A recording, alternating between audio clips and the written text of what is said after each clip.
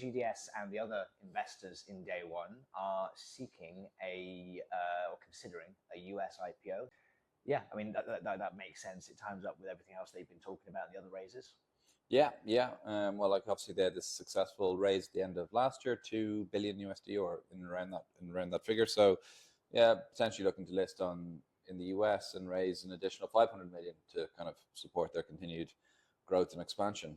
Yeah, it's an interesting question mark around going public when the trend still in the US is the take private of data center businesses. I think most people would say that the kind of capex you need to do major expansions would come from private markets these days, and not necessarily for a public company. But on the other hand, we are in prime GPU AI hype territory, and I'm sure the valuations they'll get would be pretty attractive.